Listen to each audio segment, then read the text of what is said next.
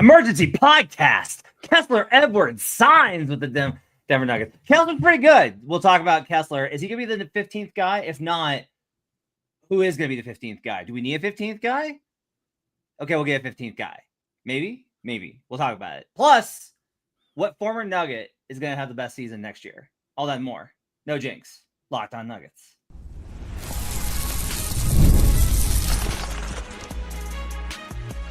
You are Locked On Nuggets, your daily Denver Nuggets podcast. Part of the Locked On Podcast Network, your team every day. Welcome to Locked On Nuggets, your daily Denver Nuggets podcast, part of the Locked On Podcast Network, your team every day. Thanks for joining us, making us part of your day, being with us Monday through Friday, hanging out with us, being part of our community, whether you're listening on podcasts. We do appreciate all of our podcast listeners. Give us those 5-star reviews. Click the little star button, I think, on Spotify, wherever you get podcasts. Leave a review so that you can push us up them old charts. If you're listening to us on youtube.com/LockedOnNuggets, thanks for tuning in, especially those of us that join live as we do this show every Sunday and Tuesday night at 10 p.m. Mountain Time. My name is Matt Moore. I'm the senior NBA writer for the Action Network. I co-host Locked On NBA, where we're doing a bracket of the best signature moves in NBA history, and I've had an unbelievable amount of fun doing that. So go check out that content. I've got something I'm writing up for my own Substack, which you can also subscribe to. I've got a piece up over the Denver Dig talking about Jonas Valanciunas, the impact his post moves can have, as well as some more discussion of the G League stuff we talked about the other day. His name's Ryan Blackburn. The other way. His name's Ryan Blackburn. He's the host of the Pickaxe and Roll podcast, and he's a writer for MileHighSports.com. Appreciate you guys being with us here on a Tuesday night. Hey, are you gonna recreate the Travis Kelce GQ shoot? I might. I can do that.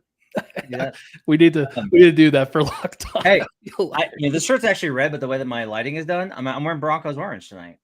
Oh, so. Yeah. Hey, it's it looks salmon to me, but hey, we'll go with a burning Broncos sunset. That sounds pretty good. There you go.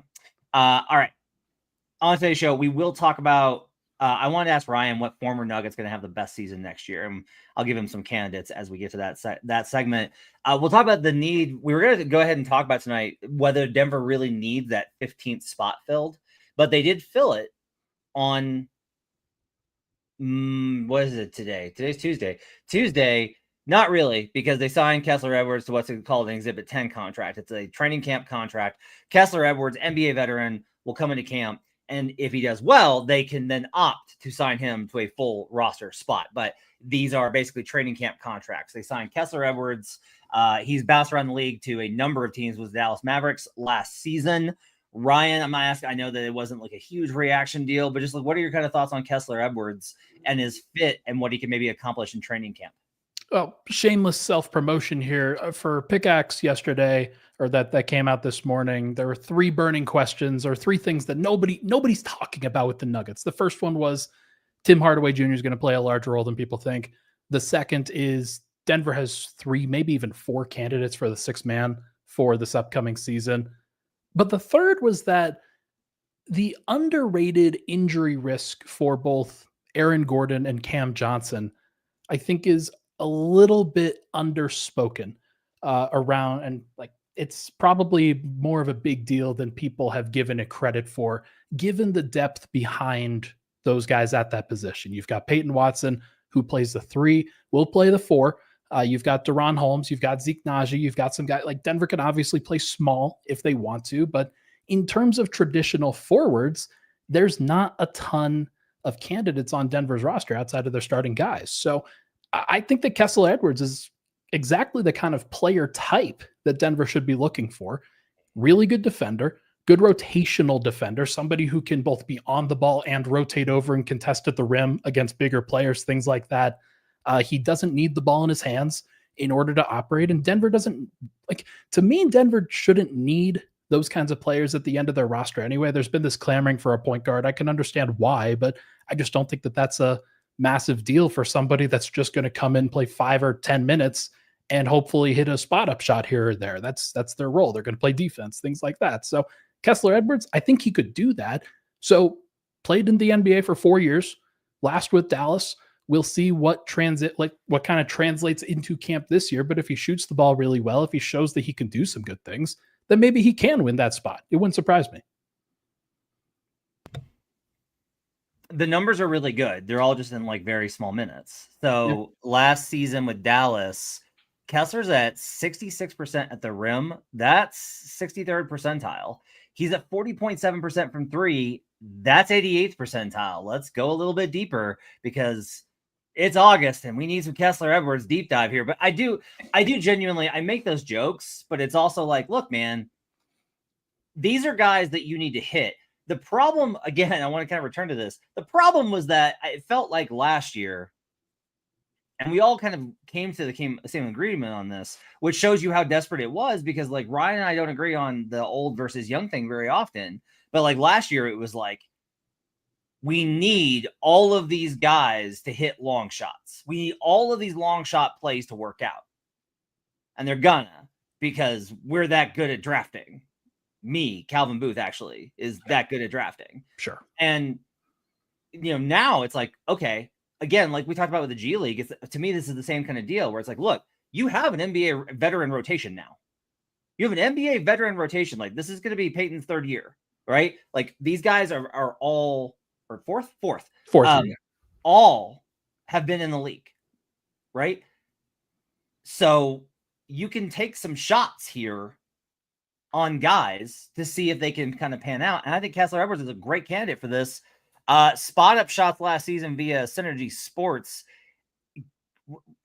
It's 42 shots. It's 42 shots.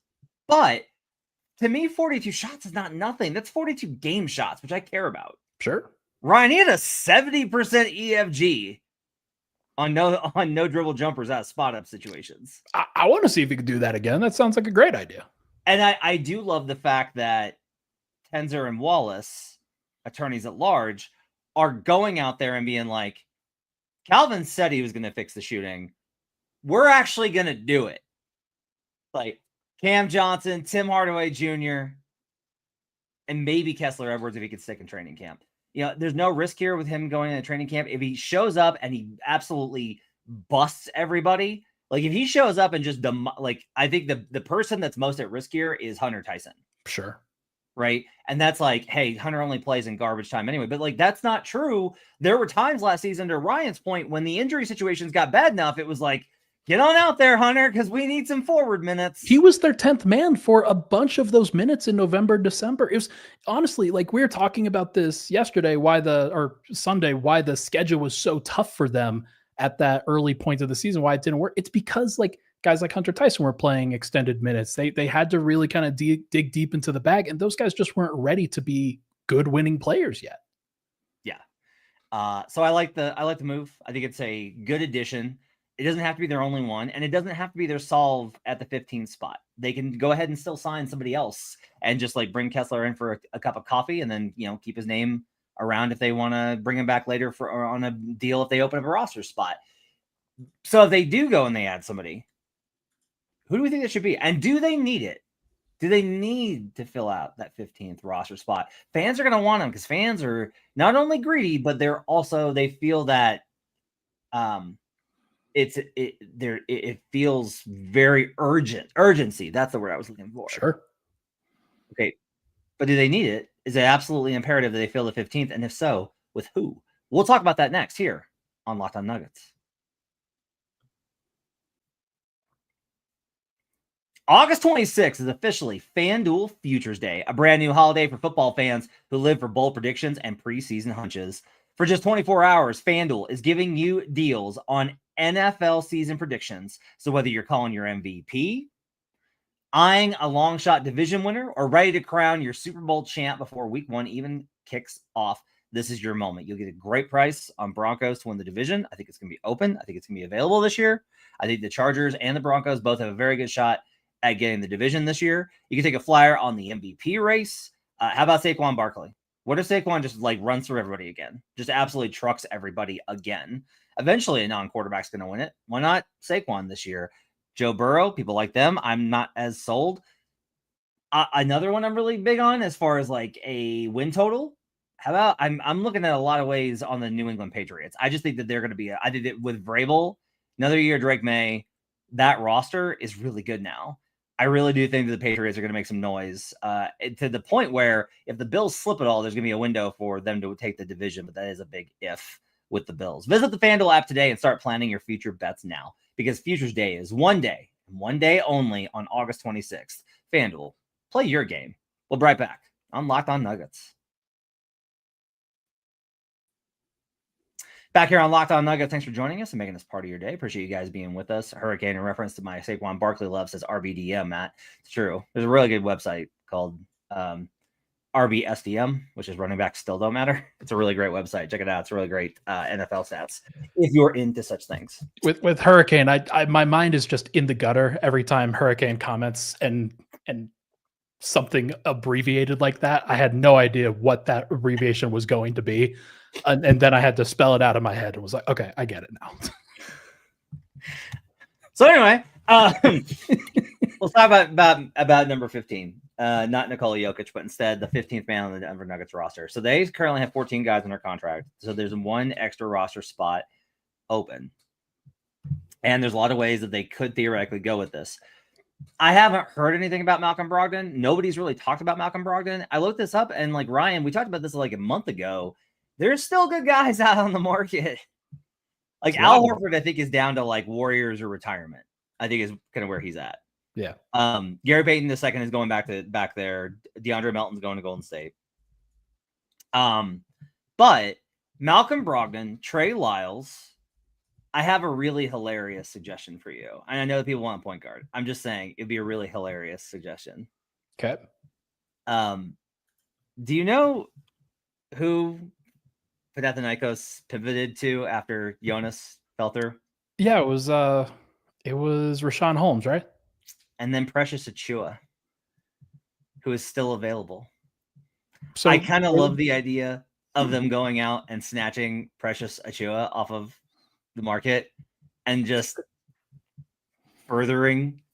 Sure. Hey, I mean, these are the kinds of underlying stories that, like, this is James Dolan versus Adam Silver level, just at levels of petty, just trying to take a player out from under that. Hey, we're going to keep you in the NBA. Come on, Precious. We love you, man. Let's see what happens. We're not sure what the opportunity is going to look like, but we know you want to be here rather than, in Greece. Well, look, here's the point guard list. So Brogdon, which would make everybody happy.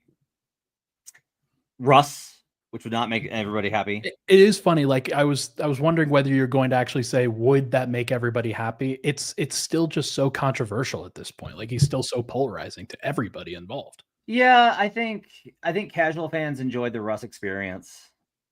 I think hardcore fans did not. I think that's the best way to do it, because I think casual fans are able to do things like move on past the Wolves game. And if you're like a diehard, that one's going to stick with you. Like that one's just going to hurt you. Yeah. And everybody's got preconceived notions with him too. Like sometimes I think those are actually better because it sets a lower bar, right? If it's a preconceived bad notion, I think Russ honestly, to a certain degree, impressed you last year. I think he was better than you thought he was going to be. He won me over for a while, and then it just wears eventually. And I think that there were just too many turnovers at the end of the day for me. That was the key. DeLon Wright being on the market does not make any sense to me. I do not understand this. I mean, I can, because just looking at the numbers and the opportunities that he's had over the course of the last couple of years, I get it. Cameron Payne, perfectly serviceable backup point guard. Sure. Monte Morris, still perfectly serviceable. Delano Banton turns into Batman in the fourth quarter. How is he not signed? He was so good last year for Portland. I don't know. He was really good. I don't know. I have no interest in Ben Simmons. Let the Celtics sign him. I'd rather have Kessler Edwards than Ben Simmons. Well, for me, it's not even about a skill set. I think the skill set's like a really interesting idea, because Adam went back in the heyday, really liked the idea of Simmons with Yoke. Yeah, of course he did. But I'm at more of the position of just like, Ben hasn't changed his attitude at all. Like Ben still hasn't been humbled. Yeah. And until that happens, like I think you want to keep the vibes pretty good in the locker room. Markelle Fultz. Hey, Amir Coffey is my guy. That's not bad. Still a great one. Markelle Fultz kicked the tires on that. Elfrid Payton actually played really well for the Pelicans on 2 10-day contracts last season. I'm not kidding. I'm worried about the shooting at the point guard position. We already saw what happened when you didn't have a guy who could really genuinely space and shoot off the dribble. And like you just named a couple of guys that I think would be problematic there. So we talked about all these guys, kind of like we listed who and how. I want to ask you this. Do they need 15 to start the season? No. And here's why. I still don't know what the best positional fit is. A lot of people have mentioned point guard. Like that's still something. I've also mentioned the power forward and the small forward position is still something that they could absolutely use. Suddenly, like after last year when they had 2 shooting guards on the roster for the entire year, they now have like 4.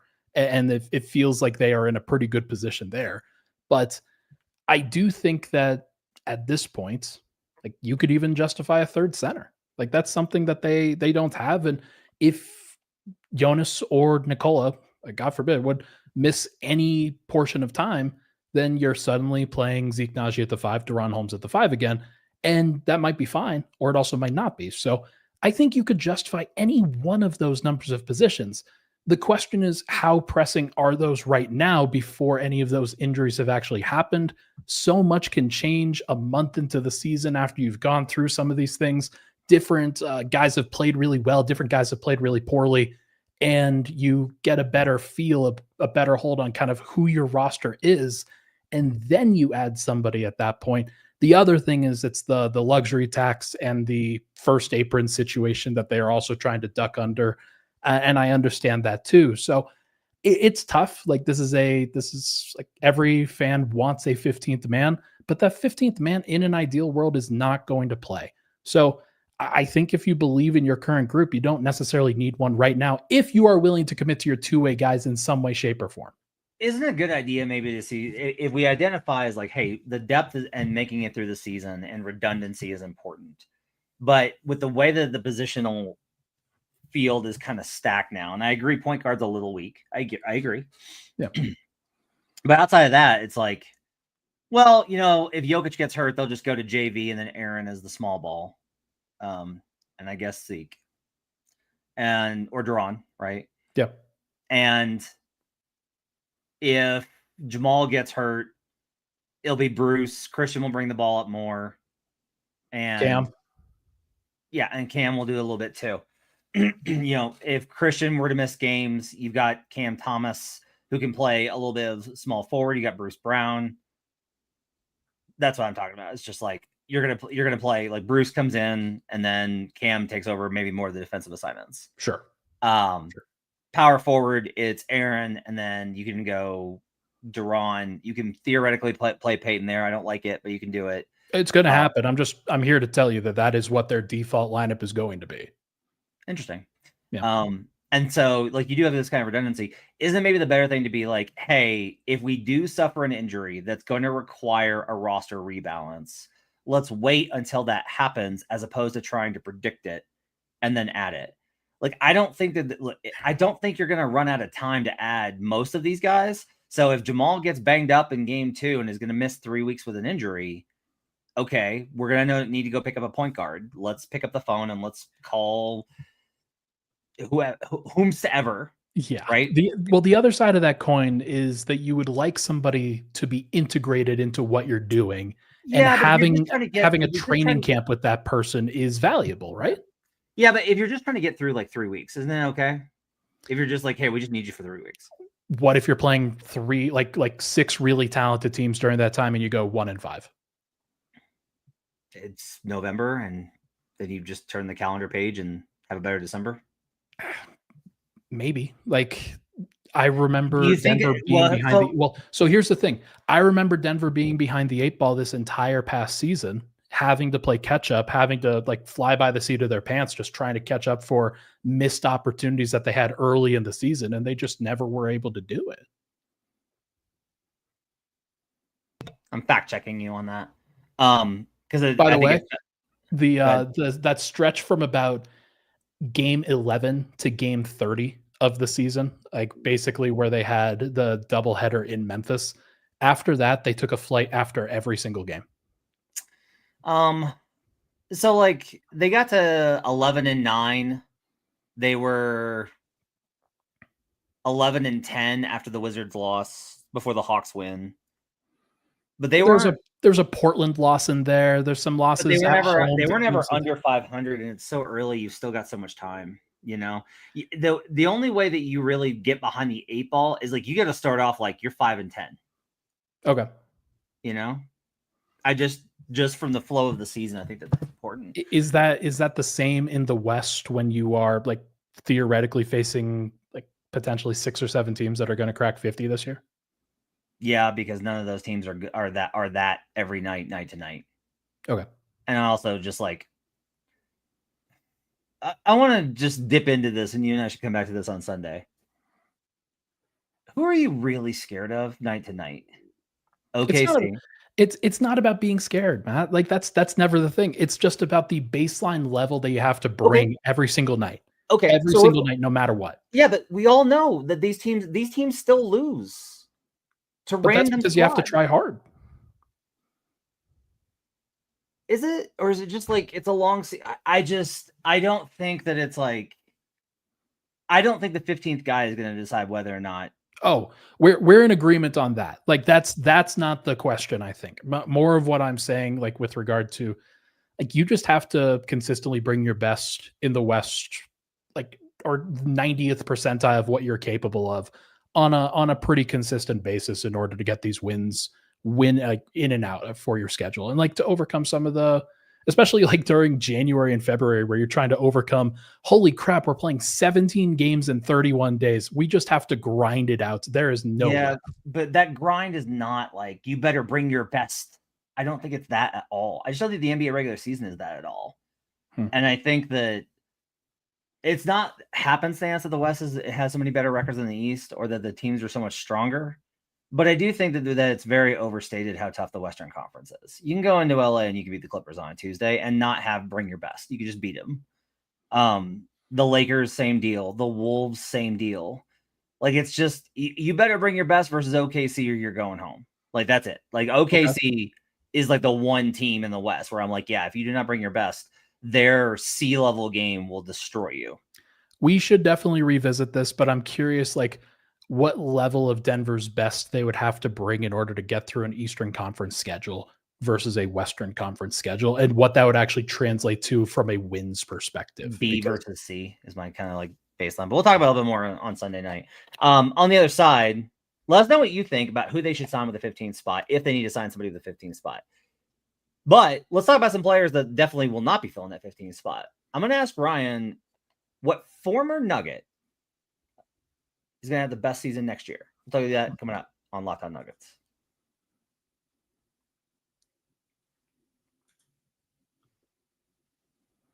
Final segment here on Locked On Nuggets. Thanks for joining us here on a Wednesday. Hope you guys are having a good week. No Swipe the rest of the week. He is on vacation in the tropics somewhere.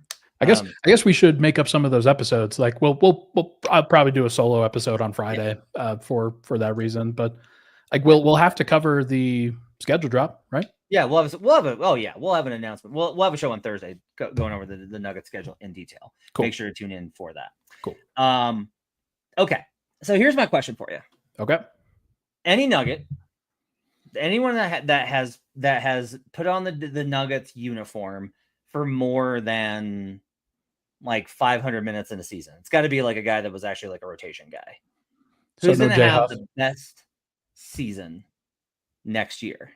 Some candidates for you are Michael Porter Jr., which is going to be the heavy favorite. Okay. Jeremy Grant. Russell Westbrook. Okay. Gary Harris with the Milwaukee Bucks. Oh, love Gary. Is a candidate. Monte Morris. Okay. Colin down in Phoenix. Jared Vanderbilt. He's got a 3-point shot this year. I don't think it's going to be Malik Beasley. We'll just move along there. Yusuf Nurkic. Do what? Yusuf Nurkic. Okay. What former Nugget's going to have the best season next year? Easy answer at this point is to say Michael Porter Jr. just because. Hartenstein is actually a pretty good one. Oh. He didn't play a lot, but that's a very good pull from Jeremy Selby. That counts. I would. Ooh, man. Okay, that's an interesting debate there. I can't remember whether I had Isaiah Hartenstein or Michael Porter higher in my rankings for Locked On 100. I think I had Hartenstein, but I could be wrong. I will go ahead right now and say Porter, but that is, I think, pretty safe. It's a pretty blah pick. He's going to get the opportunity. There's no question about that. They're going to want to see what he can do. It's really like I described this to Cam. I think it really is a low risk, high ceiling kind of opportunity for Brooklyn because of the position that they are in. They want to lose games. It's a desire for them. They drafted 5 first-round picks in the draft this year. They brought back a whole bunch of the second draft guys that they had with Day'Ron Sharpe, Zaire Williams. They might bring back Cam Thomas, who knows? But Michael Porter is going to get a bunch of opportunities. And Jordi Fernandez is a coach who was with Denver, is now head coach in Brooklyn, wanted him there.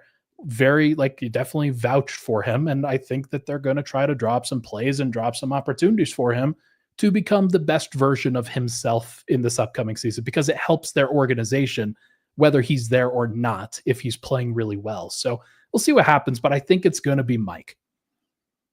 I want to see Mike just have a Carmelo Anthony season, just jab steps and threes, just bombing. That'd be cool. Just DGAF energy the entire season in terms of his offensive discipline. That guy's earned the right to have a much looser trigger finger in Brooklyn. I'm gonna go off the wall here. Colin Gillespie. He played a big role for Phoenix down the stretch. The numbers are shockingly good. And I actually think that this Phoenix team is going to be, we're going to look up and be like, are the Suns not bad? Because there's actually some talent there. And Colin's really developed. I'm going to make the case. I think that there is a case. Here is the case. Devin Booker is going to play point guard for them for a lot of the season, right? He's probably going to start at points. He's going to play next to Jalen Green. I saw the clip of you talking to Wes. If he could wrestle the ball away from Jalen Green, he's going to get a lot of playmaking opportunities. That's for sure.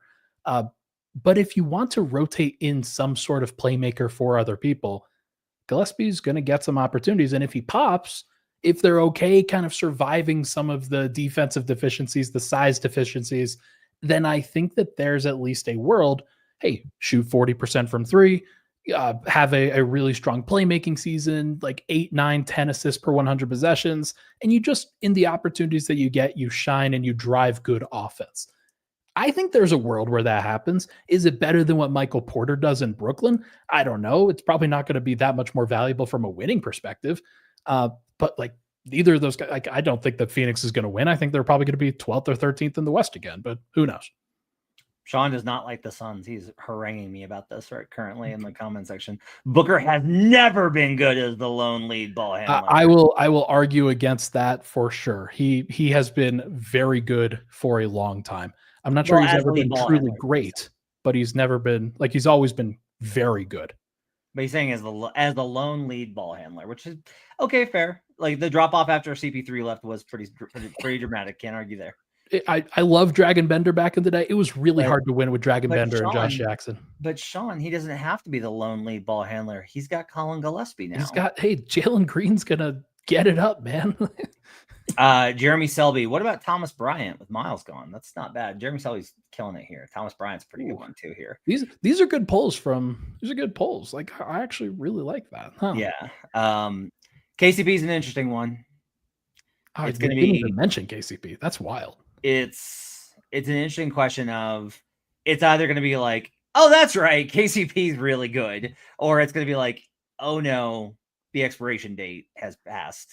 I will make the comparison. I'm going to make the comparison to Wes Matthews in Milwaukee, kind of that level of season where, because Wes Matthews had some really good, really valuable seasons in Milwaukee towards the end of his career. That's not a crazy thing to say. At one point, 2021, 22, he was amazing in some of those years. I get it. It's the reason I'm laughing is because he did that after he tore his Achilles in his 30s, Ryan. Right. But like he was still really good and really valuable for a team, like just coming in as a shooting guard and off guard, somebody who can still defend, can still do some things. But like I think KCP will be solid as the starter there. Like the question is whether they're going to want to, like, I just don't know what direction Memphis is going. It still feels very like they could go any way. This is just like a fun test.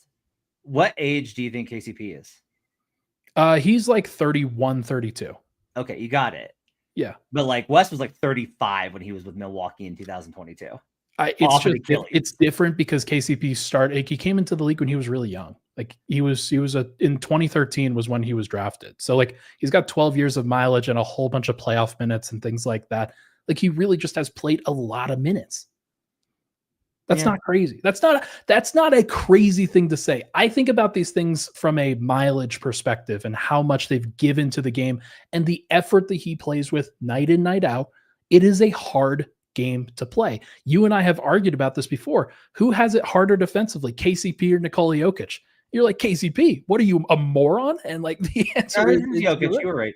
Well, I mean, I don't know if it's correct, but like KCP certainly works harder than Jokic does on a consistent basis. So like I get that. JB Ben Denver Sports says Jay Huff for the you missed it when I dropped. So we're not talking about Jay Huff, huh? You guys are never gonna let go of the Jay Huff thing. They just do it to get a dig at you because it's really funny to watch you seethe over. And there. It does work. I like Jay. Who doesn't like Jay? But let's be serious. Okay. Do you see some of the dunks he was putting on in the runs? It was amazing. He's a really fun player. It was sick. All right, that's gonna do it for No Jinx. Appreciate you guys being with us. Follow Ryan over on Twitter and check out his work at Mile High Sports and on the Pickaxe and Roll podcast. I'm on Locked On NBA Daily. Hope you guys have yourselves a great Wednesday. We'll be back on Thursday. We'll tell you about the schedule, the ins and outs, the good stretches, the bad stretches.